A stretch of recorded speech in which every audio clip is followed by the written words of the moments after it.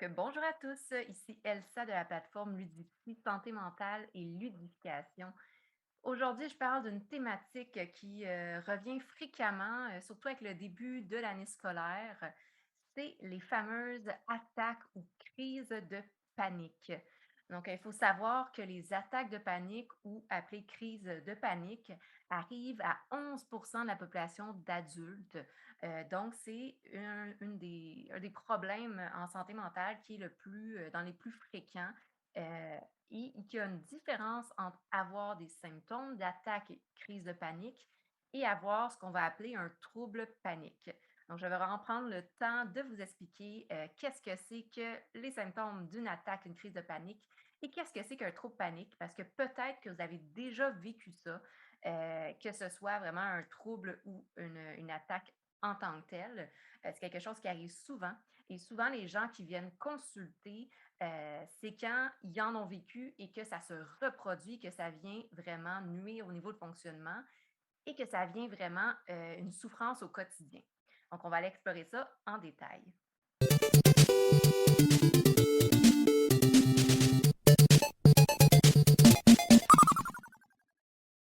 Donc, je vous parlais de symptômes d'une attaque ou une crise de panique et de troubles panique.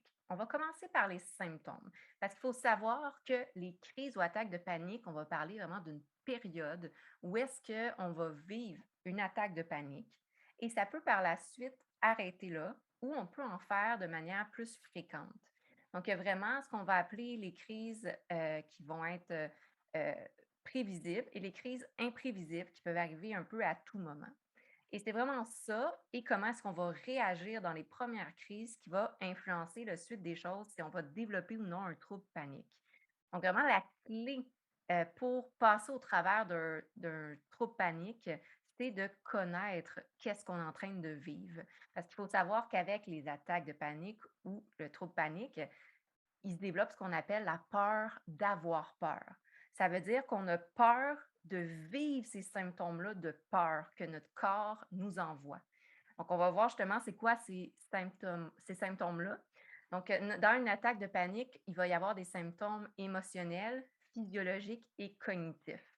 Dans les symptômes cognitifs, on va être vraiment dans cette impression-là de perdre le contact avec son propre corps, qui va nous amener à développer soit la peur de devenir fou, la peur de perdre le contrôle, la peur de mourir. Donc, on est vraiment dans ce sentiment-là d'irréalité, en fait. Donc, on développe une peur de nos symptômes qu'on ressent. Et souvent, ben, c'est parce qu'on ne sait pas. C'est inattendu, ça arrive soudainement comme ça, c'est intense et on ne sait pas quoi faire. Ce qui va amplifier le sentiment de peur, donc amplifier les symptômes physiques et ça devient un cercle vicieux à ce moment-là. Dans les symptômes émotionnels, ben, comme j'ai nommé, il y a une peur. On ressent quelque chose de nouveau, ce qui fait en sorte que l'intensité émotionnelle va être très, très élevée. On va parler d'émotions sur une échelle de 0 à 10 qui peuvent être dans le 8, 9, 10. Donc, ce qui fait énormément peur. C'est intense comme feeling.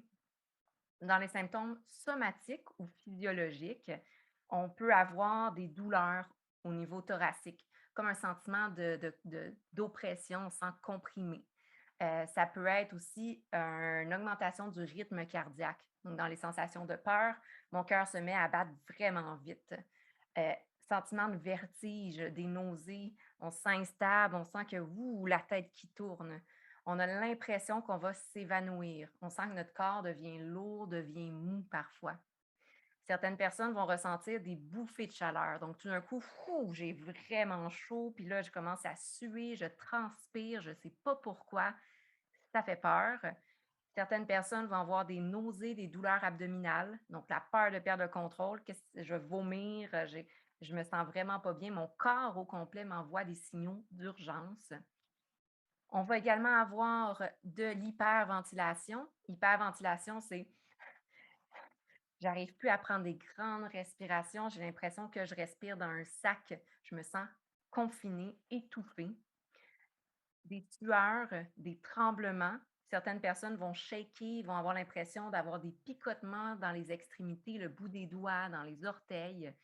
Et justement, tout ce sentiment-là de d'étouffement. Comme si on était coincé dans une bulle qui rapetissait, rapetissait, rapetissait et qu'on n'avait plus d'air pour expirer et inspirer. Donc, bien sûr, vous voyez, c'est des sensations juste comme ça que je vous nomme qui ont vraiment pas l'air plaisantes. Évidemment, ça ne l'est pas.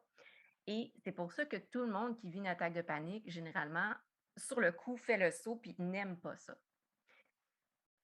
Ce qui va faire en sorte qu'on va rester dans le sentiment de peur, c'est que si on vit cette expérience-là comme une expérience traumatisante, qu'on ne sait pas quoi faire, on ne comprend pas qu'est-ce qu'on vit, certaines personnes enregistrent ça mentalement comme ça peut se reproduire, c'est extrêmement dangereux, c'est tellement inconfortable, je ne veux pas que ça se reproduise.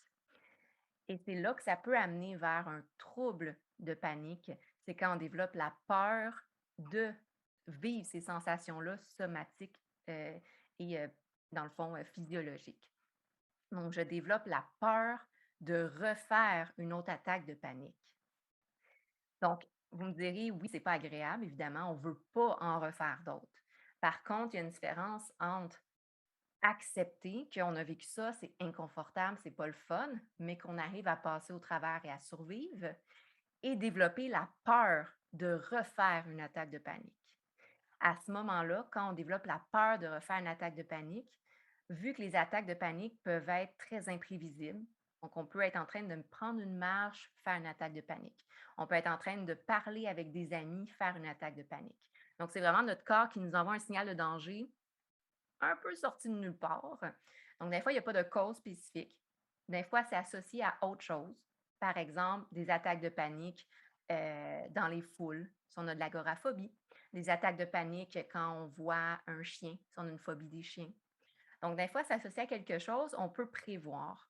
Mais quand c'est imprévisible chez certaines personnes, ça fait tellement peur, ça peut arriver à tout moment. Donc, on va essayer d'éviter certaines situations. Heu, Éviter les sensations, ça veut dire que si j'ai peur de faire une attaque de panique, ça se peut que j'évite de m'entraîner parce que l'entraînement physique va m'amener à augmenter mon rythme cardiaque et à me sentir essoufflée. Ça se peut que je vais éviter toutes les places chaudes, sortir dehors l'été, les saunas, les spas, parce que ça va me créer un sentiment d'étouffement, ça va me créer des sueurs, des bouffées de chaleur. Et là, l'évitement, bien sûr, amène à ce que le sentiment de peur va augmenter. Et là, ça devient de plus en plus effrayant et il y a certaines personnes qui ont tellement peur d'avoir peur qu'ils vont eux-mêmes déclencher des attaques de panique. Et c'est là qu'on parle de vraiment un trouble panique dans lequel ça peut nuire, bien sûr, à son fonctionnement au quotidien. Et donc, certaines personnes avec l'entrée à l'école qui vont faire des attaques de panique régulières, fréquentes au quotidien, qui vont manquer de l'école. Il y a des personnes avec un trouble panique qui peuvent manquer du travail. Donc, plus qu'on évite, plus qu'on essaie de se sécuriser en évitant justement les sensations physiologiques, plus qu'on développe l'impression, la croyance qu'on n'est pas capable de passer au travers de ces sensations-là. Donc, c'est sûr que, on peut arriver un peu à s'auto-diagnostiquer si on se reconnaît dans les symptômes que j'ai nommés. Si on se reconnaît aussi dans, le fait que ça nuit à notre fonctionnement, qu'on a une souffrance associée à ça. C'est sûr que si jamais vous sentez que vous vous reconnaissez dans les attaques de panique ou un trouble panique, ben, c'est sûr que je vous invite à aller consulter parce que c'est un bon moyen de venir passer au travers avec la psychothérapie, notamment avec l'exposition graduelle aux sensations physiologiques. Ça veut dire se pratiquer à faire de l'hyperventilation, mais dans un environnement contrôlé, sécuritaire, et graduellement le mettre en pratique de plus en plus au quotidien. Parce que l'objectif ici, c'est vraiment de venir déconnecter l'impression de peur. Parce que ce n'est pas dangereux si mon cœur bat plus vite. Ce n'est pas dangereux si j'ai chaud. Ce n'est pas dangereux si je commence, par exemple, à transpirer. Donc, il faut désassocier la sensation de peur associée aux sensations physiologiques du corps pour justement être capable par la suite de déconstruire la peur d'une attaque de panique. Parce que s'il y a une chose qu'on retient, c'est que les attaques de panique, on est capable de survivre à ça. On ne meurt pas d'une attaque de panique. On ne va pas s'évanouir, on ne va pas perdre totalement le contrôle de notre corps, on ne va pas mourir.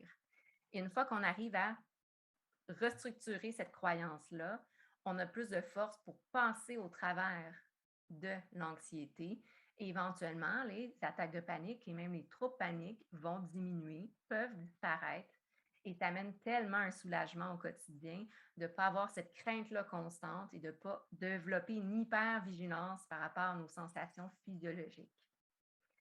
Donc, et voilà, c'était ma petite description des symptômes d'une attaque de panique, crise de panique ou du trouble panique. Euh, Si jamais vous se reconnaissez, je vous invite à aller voir sur le site de l'Ordre des psychologues du Québec pour voir des professionnels qui peuvent vous aider. Sinon, bien sûr, je vous invite aussi à lire le livre La peur d'avoir peur, qui est un très bon livre pour en apprendre un peu plus sur l'anxiété, notamment en lien avec les symptômes physiologiques. Et sur ce, je vous souhaite de passer une belle journée. Bye!